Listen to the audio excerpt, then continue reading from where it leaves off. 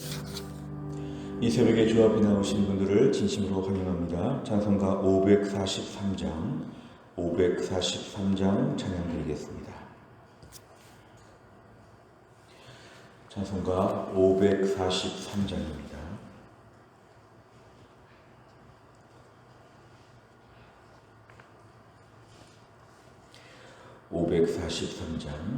어려운 일 당할 때 나의 믿음 적으나 의지하는 내 주를 더욱 의지합니다.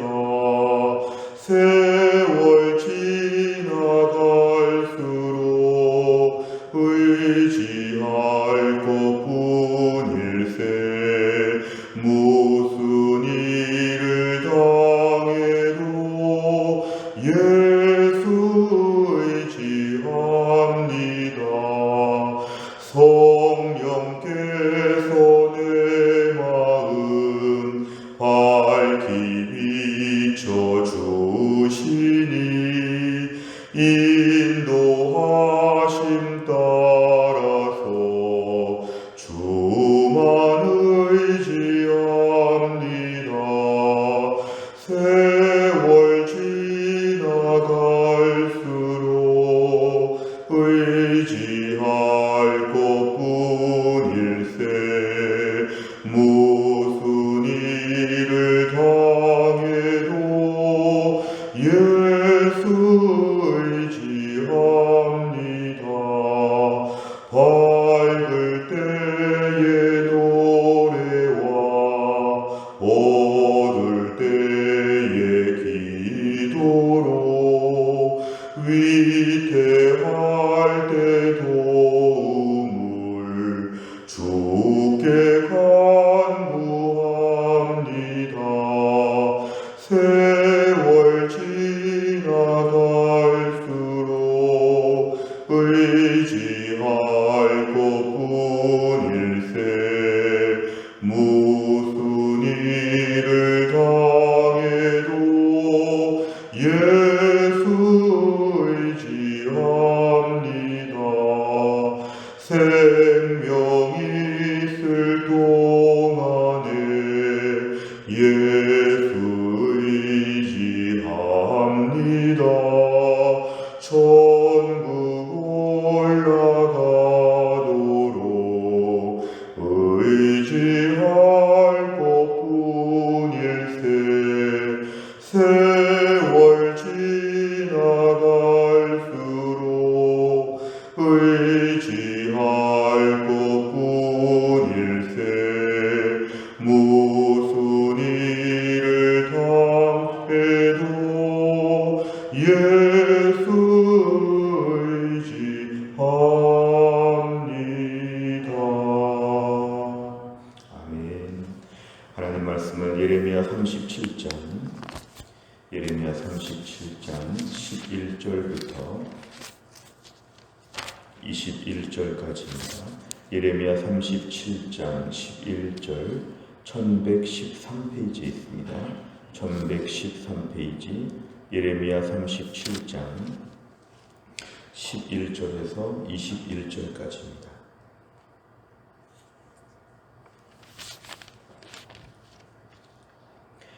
11절에서 21절까지 말씀 제가 먼저 읽겠습니다. 갈대아인의 군대가 바로의 군대를 두려워하여 예루살렘에서 떠나매 예레미야가 베냐민 땅에서 백성 가운데 분깃을 받으려고 예루살렘을 떠나 그리로 가려 하여 베냐민 문에 이른즉 하나냐의 손자여 살레미야의 아들인 이리야라 이름하는 문지기의 우두머리가 선지자 예레미야를 붙잡아 이르되 내가 갈대아인에게 항복하려 하는도다. 예레미야가 이르되 거짓이다. 나는 갈대아인에게 항복하려 하지 아니하노라.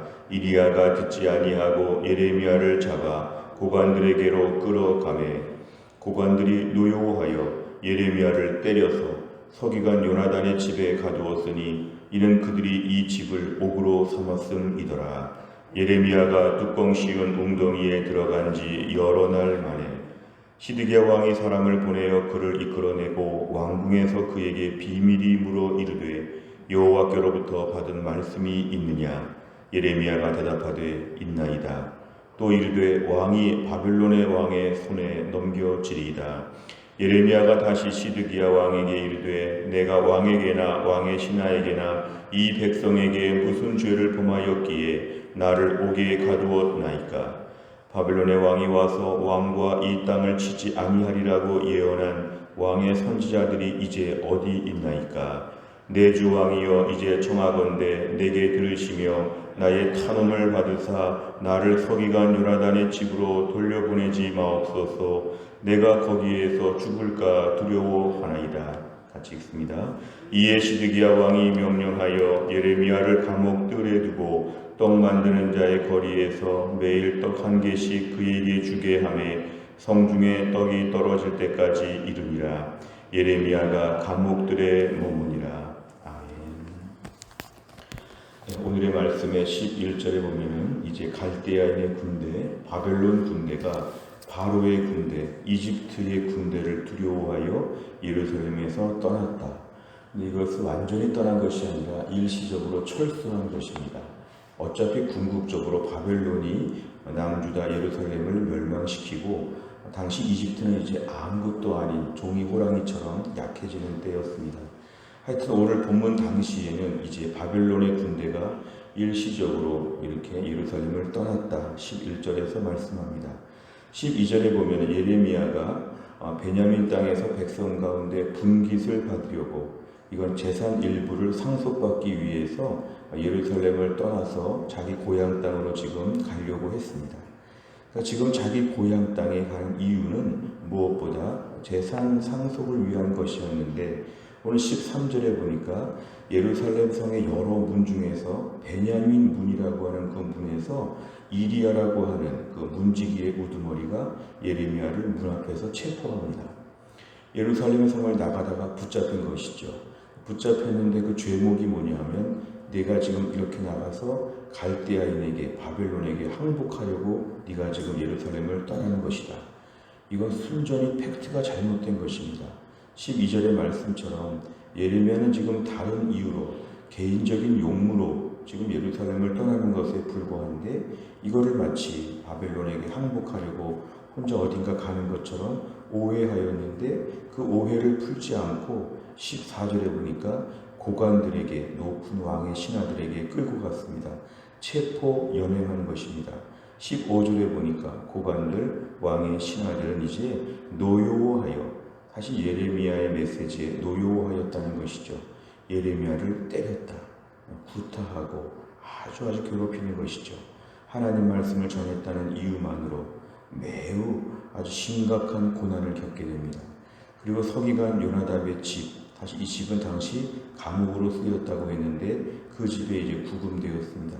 마음대로 다닐 수 없고 꼼짝할 수 없었죠. 16절에 보면은 그 감옥은 뚜껑 씌운 웅덩이, 이런 학자들은 지하 감옥이라고 얘기합니다.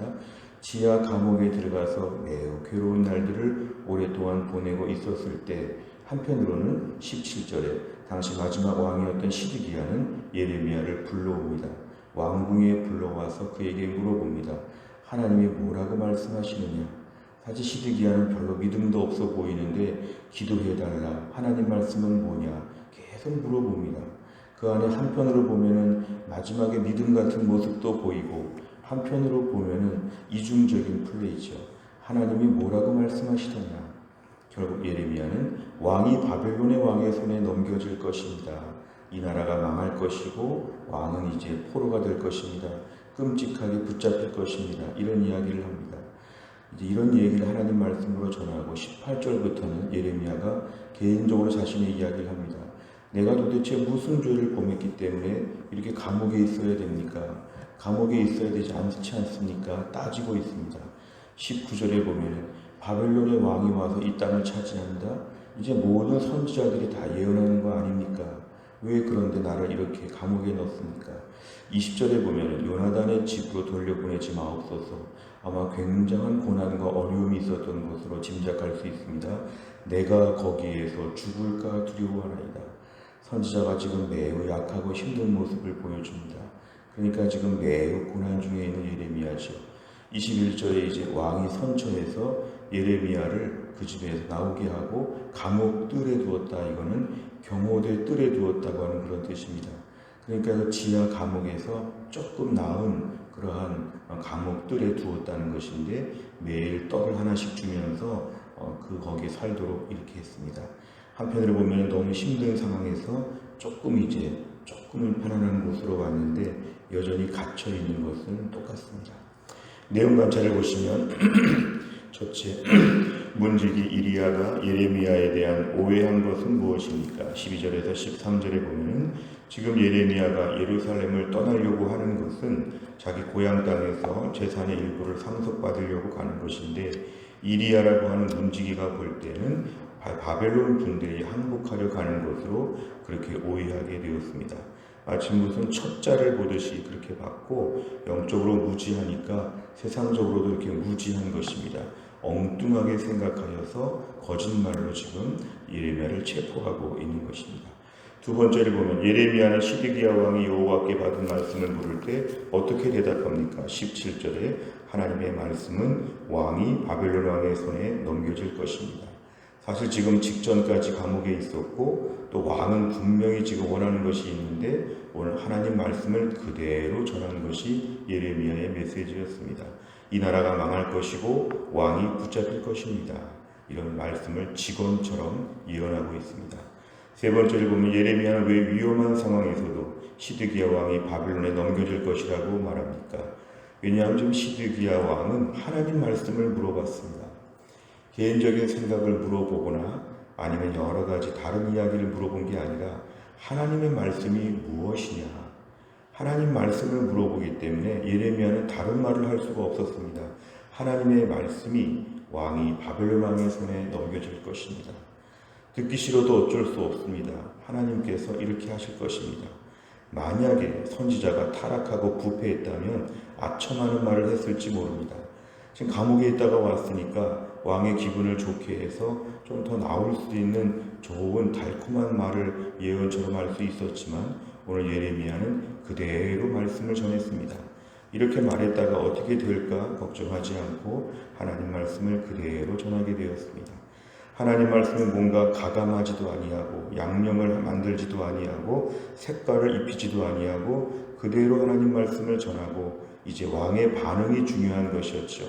결국 선지자는 하나님 말씀을 전하고 또 그 다음의 문제는 이제 말씀을 받는 개인의 문제이기 때문에 담대하게 그렇게 하나님 말씀을 전했습니다. 네 번째를 보면 자신의 상황과 상관없이 하나님 말씀을 가감없이 전하는 예레미야를 보며 무엇을 느낍니까? 우리가 오늘 하나님 말씀을 들을 때에 하나님 말씀이 가감없이 전달될 때 오늘 내가 하나님 말씀을 들을 수가 있겠느냐? 내가 오늘 시드기야 왕의 입장에서 예레미야가 지금 이렇게 예언한다고 할 때 아멘, 제가 조심하겠습니다, 회개하겠습니다, 이렇게 하나님 말씀을 그대로 들을 수 있겠느냐? 사실 오늘날 우리 하나님 말씀을 대하는 태도를 지금 가르치고 있습니다. 우린 17절에 예레미야의 이런 예언을 싫어합니다. 나를 좀 위로해달라, 나를 좀 재미있게 해달라, 나를 좀 두둔해달라, 내 편이 좀 되어서 하나님 말씀을 좀 변칙적으로 전해달라, 100% 위로만 해주고 100% 격려만 해주면 나는 잘 될 것이다. 그러니까 하나님 말씀을 직언하면 안 된다. 가감을 좀 해야 된다. 달콤하게 뭔가 좀 이렇게 좀 만들어서 전해야 된다. 여러 가지 많은 생각을 가질 수 있는데 우리가 그렇지는 않은가 돌아보라는 것입니다. 어려울수록 하나님 말씀을 직언으로 듣는 훈련이 필요합니다. 야속해 보이고 너무 서럽게 보이더라도 서운하더라도 하나님 말씀을 그대로 듣는 훈련, 그런 훈련 가운데서 하나님 말씀을 어서 받아야 된다는 것이죠. 오늘 시드기야는 지금 하나님 말씀을 물었는데 하나님 말씀을 그대로 전한 선지자, 사실 예레미야는 고난 많이 받으며 살았습니다. 우리가 오늘 하나님 말씀을 들을 때마다 하나님 말씀을 백지 상태에서 듣게 하여 주옵소서. 매일매일 큐티하고 매일매일 성경 통독하고 공예배 시간, 특별히 주일 예배 시간에 선포되는 하나님 말씀을 두렵고 떨림으로 받는 것이 우리에게 마땅합니다. 하나님 말씀을 그대로 받아야지만 이것이 나에게 축복이 됩니다. 하나님은 내 위에 계신 분이기 때문에 하나님의 마음껏 말씀하실 수 있습니다. 우리는 밑에 있기 때문에 하나님 말씀을 아멘으로 받는 것만이 우리의 유일한 반응입니다. 오늘 말세지마를 맞이하여 사회가 오염되고 교회까지 오염되어서 하나님 말씀조차도 취사 선택하는 것으로 나간다면 이건 신앙에 큰 문제가 됩니다. 오늘 하나님 말씀 앞에서 아멘으로 받을 수 있는 겸손하고 겸비한 심령 될 수 있도록 우리 자신을 위해 기도해야 되겠습니다. 마지막 5번째는 상황에 따라 하나님 말씀을 선택적으로 받아들였던 경험이 있다면 무엇입니까? 하나님의 말씀을 가감없이 받아들이고 순종하기 위해서 무엇을 결단하겠습니까? 하나님 말씀을 들을 때마다 이 말씀을 인격적으로 실존적으로 매일매일 정리하는 훈련들이 필요합니다. 오늘 말씀의 의미는 무엇이고 오늘 나는 무슨 죄를 회개하고 오늘 나는 어떻게 고치고 결단하겠는지를 매일매일 일지를 기록하듯이 하나님 말씀에 반응해야 됩니다. 오늘 나의 어떤 죄가 드러나고 오늘 내가 어떤 것을 결심하고 부족한 내가 오늘 말씀에 순종해 보기 위해서 어떤 식으로 지금 반응하고 있는지를 매일매일 기록하는 것이 필요합니다. 하나님 말씀은 이때나 지금이나 똑같습니다. 주의 종을 통해 주시는 말씀은 이때나 지금이나 똑같습니다. 하나님 말씀을 가감없이 전하는 주의 종과 가감없이 듣는 주의 백성들이 이 말세에는 꼭 필요합니다. 오늘 하나님 말씀 앞에서 아멘으로 순종하는 주의 백성 다 될 수 있기를 주의 이름으로 축원합니다. 기도하겠습니다. 하나님 아버지 감사합니다. 오늘도 우리에게 귀한 말씀을 주신 것 감사합니다. 남유다 왕국이 거의 멸망할 무렵에 선지자 예레미야를 통해 주신 하나님의 말씀 앞에 오늘 시드기야가 묻고 하나님의 말씀을 직원처럼 듣는 것을 묵상했습니다. 말세지말이 되고 코로나 상황 가운데 우리에게 오늘도 하나님의 말씀이 무엇인지 날마다 말씀 앞에 청종하게 하여 주시고 하나님 말씀이 무엇인지 주시는 대로 아멘으로 받고 이 상황 가운데 그 말씀 순종이 내 인생의 첫 번째 과제가 될 수 있도록 말씀 순종의 훈련을 매일매일 감당하게 하여 주옵소서. 하나님은 창조주이시고 우리는 피조물에 불과한데 하나님께서 우리에게 주시는 말씀 앞에서 매일 취사 선택하려고 하는 인간적인 모든 교만함과 나의 죄성과 완악함을 용서하여 주시고 주시는 말씀에 대하여 하나님의 특별한 계획이 있다는 것을 믿고 매일매일 아멘 아멘 하나님 말씀 앞에 순종하여 말씀이 우리 삶의 기준이 될 수 있도록 하나님이 함께하여 주옵소서. 어렵고 힘든 때를 살아가면서 오늘도 또 하루를 믿음으로 살도록 기도합니다. 오늘도 우리에게 힘과 능력을 주시어서 하나님만 바라보게 하여 주시고 힘들고 어려운 때라도 믿음으로 꿋꿋하게 이 때를 버티고 감당할 수 있도록 승리하고 이겨나갈 수 있도록 하나님이 함께하여 주옵소서. 한날의 일정을 주님께 의지하오며 예수님의 이름으로 기도하옵나이다. 아멘. 매주 화요일마다 우리 교회는 100대 기도 제목 중에서 교회 지도자들을 위해 기도합니다. 담임 목사, 교역자, 장로, 순장, 중직자들이 교회 안에 든든히 서게하여 주옵소서. 29번부터 42번까지 오늘 아침에 꼭 기도해 주시기를 바랍니다. 주기도문 하겠습니다.